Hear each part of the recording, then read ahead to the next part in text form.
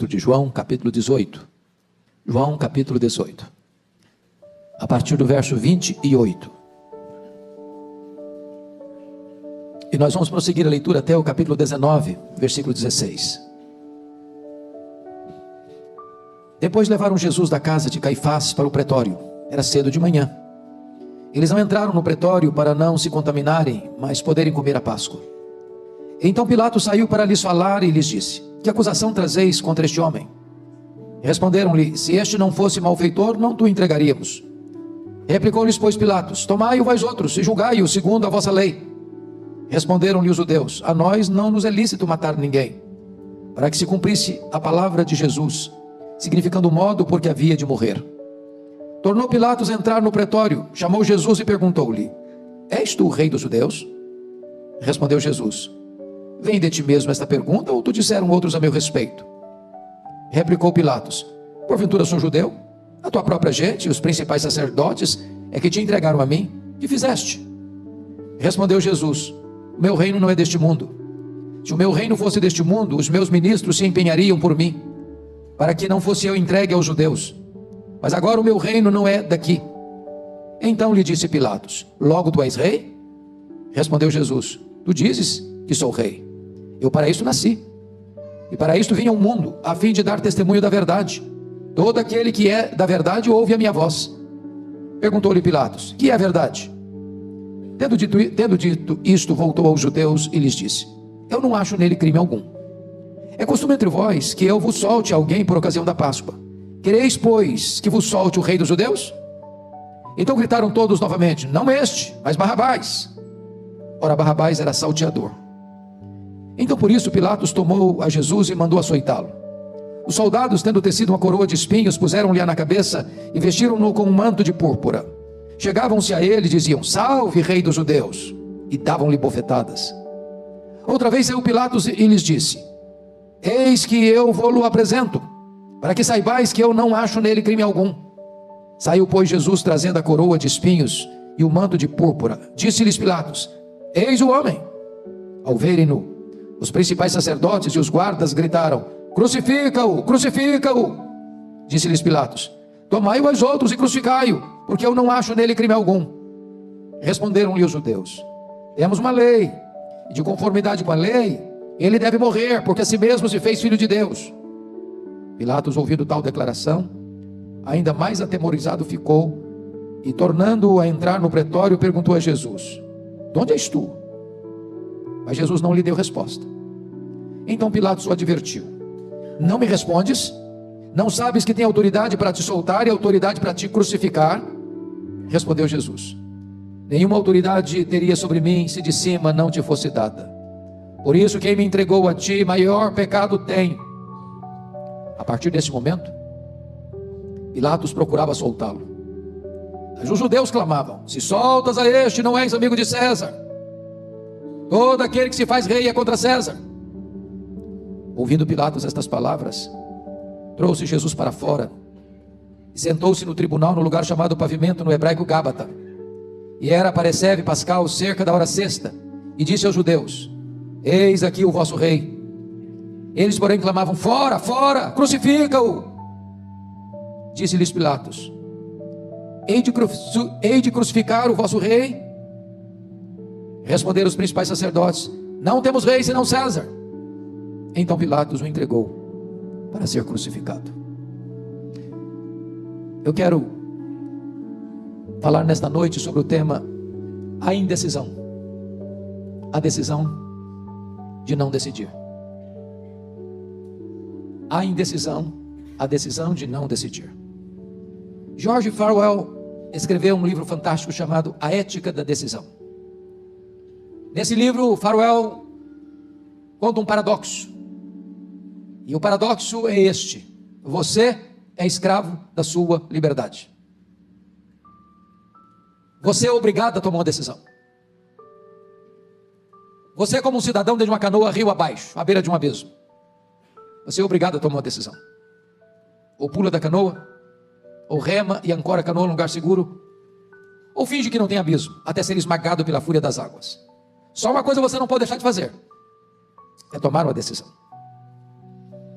Talvez você veio aqui hoje e você diz assim: eu vim a convite, eu vim voluntariamente, estou até gostando do que já ouvi e vi até agora, mas eu não pretendo tomar decisão, eu não vou tomar decisão, eu não quero tomar decisão. Aliás, eu estou indeciso. Eu quero dizer para você que essa possibilidade não existe com respeito a Jesus. Foi ele quem disse: quem não é por mim é contra mim, quem comigo não ajunta, espalha. Pilatos aqui é um exemplo, é um protótipo, é um modelo daqueles que, a despeito de conhecerem a verdade, estarem convencidos da verdade, acovardam-se e não tomam decisão, e perecem eternamente. Há 4 coisas aqui que eu quero destacar. Primeiro, a confrontação. Segundo, a indecisão. Quarto, a rejeição. E quinto, ou em terceiro, a rejeição. Em quarto, o engano. Confrontação, indecisão, rejeição, engano. Vamos ver o primeiro ponto, a confrontação. Notem vocês, irmãos, que a primeira coisa que lemos desse texto é que Pilatos é confrontado com a realeza de Jesus. Confira aí comigo no capítulo 18, verso de número 36, quando Jesus disse para Pilatos assim, versículo 36: o meu reino não é deste mundo. Então Pilatos pergunta: então tu és rei? É isso mesmo, você acabou de falar, eu sou rei. E Pilatos é confrontado com a realeza de Cristo. Aquele rabino da Galileia, preso, cuspido, esbordoado, insultado, entregue pelo sinédrio judaico ao pretório romano, é o rei dos reis, é o senhor dos senhores, é alguém maior que César. E agora Pilatos está confrontado com essa verdade de que Jesus Cristo é rei. Pilatos mandou crucificar e mandou colocar uma tabuleta em cima da cruz: Jesus Nazareno, rei dos judeus, e escrito em hebraico, em latim e em grego. Notem vocês que o hebraico é o maior poder religioso da época, o latim é o maior poder político da época, o grego é o maior poder cultural da época, mostrando que tanto a religião, quanto a política, quanto a cultura tinham que reconhecer essa verdade magna, que Jesus Cristo é rei. E hoje você está confrontado por esta mesma verdade. Você e eu estamos aqui hoje diante deste Jesus, que é o rei dos reis, é o senhor dos senhores. Mas notem, em segundo lugar, Pilatos é confrontado com a justiça de Jesus. Está escrito em Mateus 27:19, no ato do julgamento de Jesus, a mulher de Pilatos manda um recado para ele, e o recado é este: não te envolvas com este justo, porque hoje em sonho muito sofri por seu respeito. Pilatos está diante de um réu, e ele tem ciência e comprovação de que este réu é justo, é inocente, é inculpável. Ele tem consciência de que os judeus o entregaram por inveja, e ele é o juiz, e ele tem que tomar uma decisão. E não tem nada mais atroz, terrível, desesperador para um juiz que tem consciência estar diante de um homem que é réu, e o juiz está convencido que esse réu é inocente, que esse réu é justo, mas por conveniência e covardia ainda assim o condena. E Pilatos é confrontado com essa verdade de que aquele que está diante dele é justo, é inocente. Aliás, confiram comigo por gentileza no capítulo 18, que durante 3 vezes Pilatos reconhece a inocência de Jesus. Se não, vejamos capítulo 18, verso 38, na parte B. Veja aí comigo. Tendo dito isto, voltou aos judeus e lhes disse: eu não acho nele crime algum. Agora veja o capítulo 19, versículo 4. Outra vez saiu Pilatos e lhes disse: eis que eu vos apresento, para que saibais que eu não acho nele crime algum. Agora olha o verso 6. Parte B: tomai-o vós outros e crucificai-o, porque eu não acho nele crime algum. O autor sagrado faz questão em pontuar e enfatizar este fato de que o juiz olha para o réu e tem consciência que o réu é inocente, é inocente, é inocente, e inobstante o condena. Bom, agora vamos ao segundo ponto. Depois de afirmar que Pilatos é confrontado com a realeza de Jesus e com a justiça de Jesus. Vamos ver agora o segundo ponto, que é a indecisão de Pôncio Pilatos. Confira comigo capítulo 19, versículo 15. Olha a pergunta de Pilatos. Eles, porém, clamavam: fora, fora, crucifica-o. Disse-lhes Pilatos: hei de crucificar o vosso rei? Esta é uma pergunta que retrata a indecisão de Pilatos. Parece até que quem está no tribunal sendo julgado é o juiz. Parece até que o réu que está sendo julgado é que é o juiz. Quem está no controle da situação é aquele que está sendo julgado. Quem está julgando é que está desesperado, sem saber o que fazer, tomado por esse sentimento de indecisão, fruto da sua covardia. Agora vejam vocês, lá em Mateus 27, 11, a decisão é necessária porque está escrito que Jesus estava em pé diante do governador. Jesus não está escondido, Jesus não está numa sala anexa, Jesus está em pé diante do governador.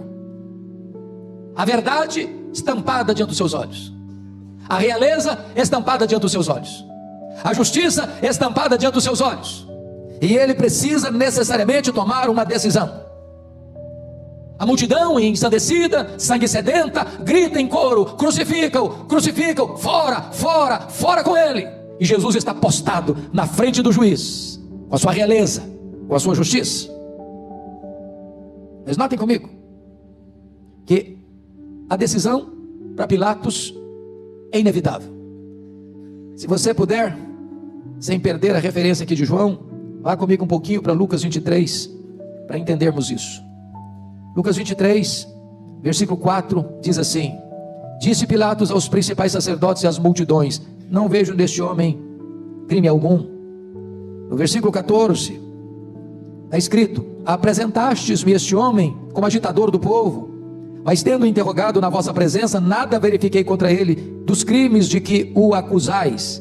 Versículo 15: nem tampouco Herodes, pois não o tornou a enviar. É, pois, claro que nada contra ele se verificou digno de morte. Pilatos está convencido, as provas são claras, as evidências são robustas, não há nenhum elemento na lei, na jurisprudência romana, para condenar Jesus. Mas notem mais, irmãos, notem mais, a decisão é intransferível,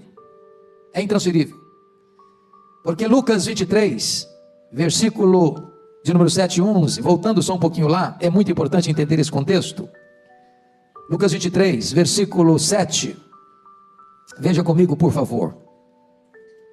Está escrito o seguinte: ao saber Pilatos que era Jesus da jurisdição de Herodes, estando Herodes naqueles dias em Jerusalém, lhe remeteu. Versículo 11: mas Herodes, juntamente com os da sua guarda, tratou com desprezo e escarnecendo dele, fez-o vestir de um manto aparatoso e o devolveu a Pilatos. Em outras palavras, a primeira coisa que o Pilatos tenta fazer, ao saber que Jesus morava na Galileia, e sabendo que Herodes Antipas, o tetrarca da Galileia, estava em Jerusalém na festa da Páscoa, e disse: eu estou livre dele, é da jurisdição do outro, vão remetê-lo a Herodes. Jesus não é o problema do outro, Jesus é o seu problema. É você quem tem que tomar a decisão, não é o outro. É intransferível. Aí Pilatos, não conseguindo lograr êxito nessa tentativa, notem vocês, em segundo lugar, Pilatos tenta transferir a decisão para os judeus. Está escrito aí no versículo 9 de João 19, veja vocês, João 19, versículo 6: ao verem-no, os principais sacerdotes e os seus guardas gritaram: crucificai-o, crucificai-o. Disse-lhes Pilatos: tomai-o vós outros e crucificai-o, porque eu não acho nele crime algum. Agora Pilatos quer empurrar a responsabilidade da decisão para o povo judeu. E o povo judeu responde para Pilatos: olha Pilatos, até que nós gostaríamos, mas nós não temos essa competência. Nos foi tirado pelo Império Romano o direito que nós tínhamos de aplicar a pena de morte. Então essa decisão é sua, intransferivelmente sua, responsabilidade sua. Terceiro lugar, Pilatos tenta levar o povo a escolher entre Barrabás, um salteador perigoso, um criminoso assassino, e Jesus, pensando ele: bom, era uma prática na festa da Páscoa soltar um prisioneiro, alforriá-lo, tirar a sentença. E quando Pilatos propõe soltar Jesus, diz o texto que a multidão começa a gritar, liderada pelos sumos sacerdotes: não, não, solta Barrabás, solta Barrabás, prenda esse Jesus, crucifica-o, crucifica-o. Ele não, Barrabás, pode soltá-lo. É a tentativa de fugir da responsabilidade da decisão, mas ele também não logra êxito. A multidão escolheu Barrabás e não Jesus. Mas olhem mais, Pilatos tenta agradar a multidão. Olha o versículo 1 do capítulo 19. Então por isso Pilatos tomou Jesus e mandou açoitá-lo. Irmãos, isso é o cúmulo do absurdo. Se a prova do desespero do juiz. O juiz está convencido de que o réu é inocente, e se ele é inocente, ele não deve ser preso. Se ele é inocente, ele não pode ser castigado. Mas Pilatos, para agradar o povo, manda açoitar Jesus. E o contexto aqui, irmãos, não é de um açoite de leve, não. É de açoite pesadíssimo, com chicotes de correios de couro, com pontas de osso na ponta, que cada chicotada que dava, arrancava carne, deixava o corpo exposto. E ele faz isso para agradar o povo, de uma forma covarde. Mas Pilatos, diante da posição da multidão, ele deve morrer, porque ele a si mesmo se faz filho de Deus. Pilatos ficou com mais medo ainda, porque ele sabe que está diante do rei, ele sabe que está diante de alguém justo, mas agora ele sabe que ele está diante do Filho de Deus. E diz o texto em João 19:12, confira aí comigo, por gentileza. A partir desse momento, Pilatos procurava soltá-lo, mas os judeus clamavam: se soltas a este, não és amigo de César. Todo aquele que se faz rei é contra César. Pilatos está encurralado no beco da sua própria consciência. Não há nada mais triste para uma pessoa, meus irmãos, do que estar consciente da verdade, conhecer a verdade, saber a verdade, estar convencido da verdade, e por conveniência ou por covardia nega a verdade e age contra a sua consciência na prática da injustiça. Foi isso que Pilatos fez.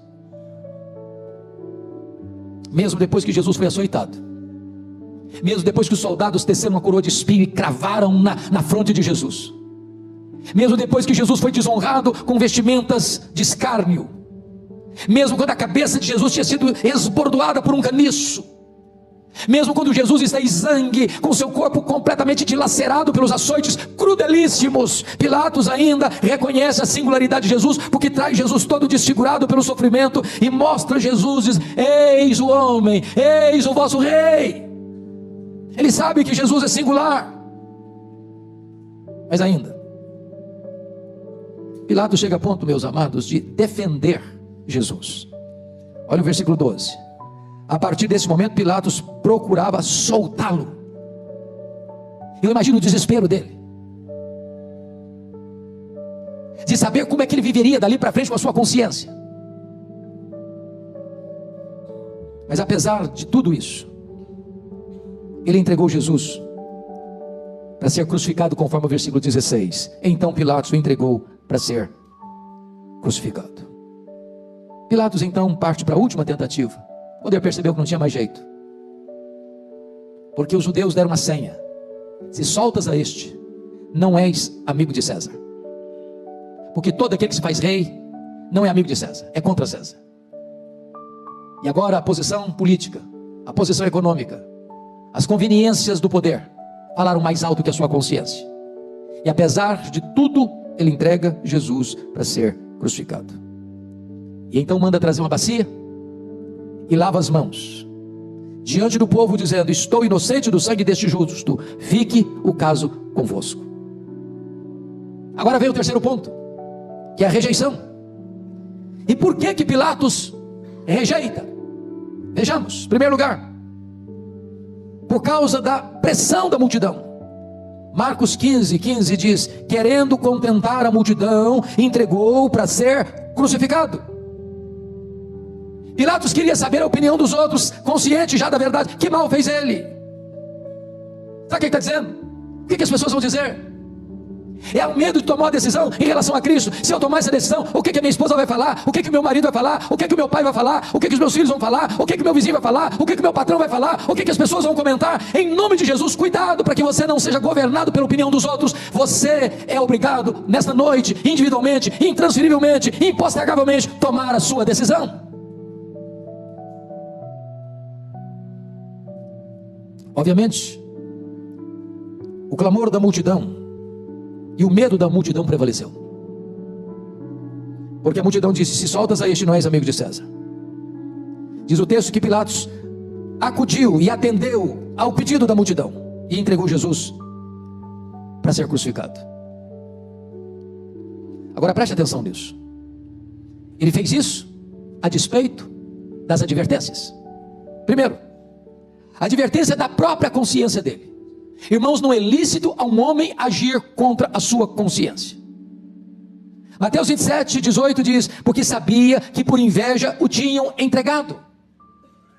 Quantas pessoas hoje, talvez nesse auditório, talvez me acompanhando aí pela nossa transmissão, que já leu a Bíblia, que conhece a verdade, que sabe que Jesus é o Filho de Deus, sabe que Ele veio ao mundo, que Ele nasceu da Virgem Maria, sob o poder de Pôncio Pilatos, foi condenado, crucificado, sepultado para ressuscitar. Quantas pessoas que sabem que não há salvação em nenhum outro nome a não ser no nome de Jesus? Quantas pessoas que estão convencidas da verdade, que Jesus é o caminho e a verdade e a vida, e ninguém vai ao Pai senão por Ele? Quantas pessoas que têm certeza disso, que não há outra forma de ser salvo a não ser por Jesus, e a despeito disso mantém-se rebelde, a despeito disso mantém-se covardemente em cima do muro, tomando decisões não à luz da verdade, não à luz da sua consciência, mas à luz da sua conveniência.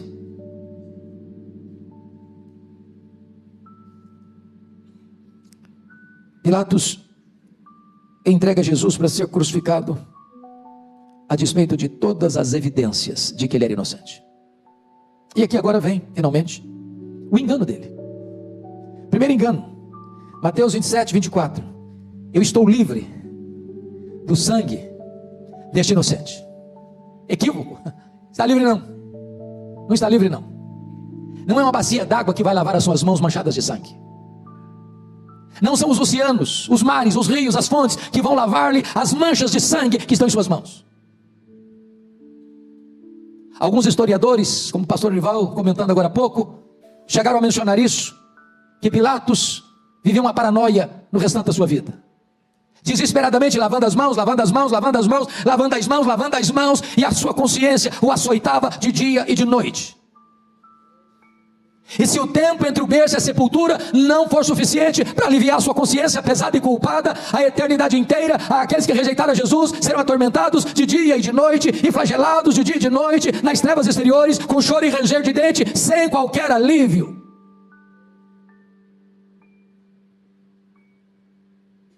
Segundo o engano de Pilatos, está em Mateus 27, 24. Fique o caso convosco. Não, Jesus não é o caso dos outros, Jesus é o seu caso. A sua mulher, o seu marido, o seu pai, a sua mãe, os seus filhos, os seus avós, os seus vizinhos, os seus parentes, o seu pastor, o seu colega de trabalho, não pode tomar o seu lugar. Esse caso é com você. É você quem tem que tomar essa decisão. Jesus não é o caso dos outros, Jesus é o seu caso. Terceiro e último engano, irmãos, está em Mateus 27, 19. Quando a mulher dele manda um recado para ele: não te envolvas com este justo. Mas Pilatos já estava envolvido. Já estava envolvido. Eu quero dizer para você nessa noite que você já está envolvido. Você, no paradoxo do autor de A Ética da Decisão, é escravo da sua liberdade. Você tem que tomar decisão. E só há duas chances, só há duas portas de saída para você. Uma é uma porta larga, por meio da qual entra muita gente, mas caminha para a perdição. São aqueles que rejeitam Jesus. A outra porta é estreita, é apertada. E aqueles que entram por esta porta são aqueles que recebem a Jesus como seu Salvador, como seu Senhor. E esses caminham para a vida eterna. Eu quero dizer para você que este justo vai ser o seu juiz. E um dia você e eu estaremos na presença dele para dar conta da nossa vida. Pôncio Pilatos estará lá diante de Jesus, o reto juiz, para ser julgado por Jesus. Portanto, eis a grande e decisiva questão nesta noite, proposta por Pôncio Pilatos: que farei de Jesus, chamado o Cristo? Que farei de Jesus chamado Cristo? Talvez nós pudéssemos pensar: Pilatos, o que você quer agora? Os judeus sabem o que querem. Para a cruz, fora, fora, crucificam. Herodes sabe o que quer. Para longe com esse Jesus. O diabo sabe o que quer: levar você para o inferno. Barrabás sabe o que quer: ficar livre. E você, o que você quer? Só há duas escolhas. Deus está colocando diante de você hoje uma escolha: a vida e a morte. Escolha a vida. A liberdade eterna ou a escravidão eterna? Escolha a liberdade. A salvação ou a perdição? Escolha a salvação. Pilatos recusou a Cristo e deixou passar a sua oportunidade. E segundo alguns historiadores, ele suicidou-se no reinado de Gaio. E você? Qual será a sua decisão? O que você vai fazer de Jesus chamado Cristo?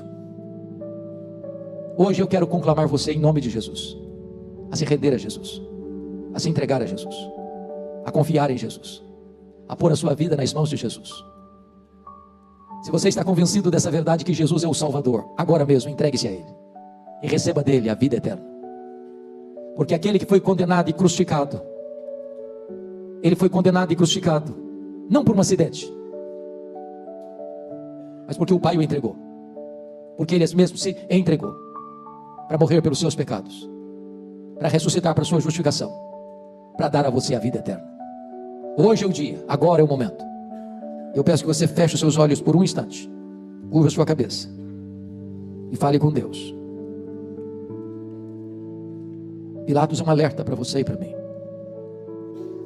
de alguém que está diante de Jesus e precisa tomar uma decisão, de alguém que, estando diante de Jesus, está confrontado com a realeza dele e com a justiça dele, de alguém que está diante de Jesus, já teve muitas evasivas para tentar transferir essa responsabilidade, essa decisão para outra pessoa.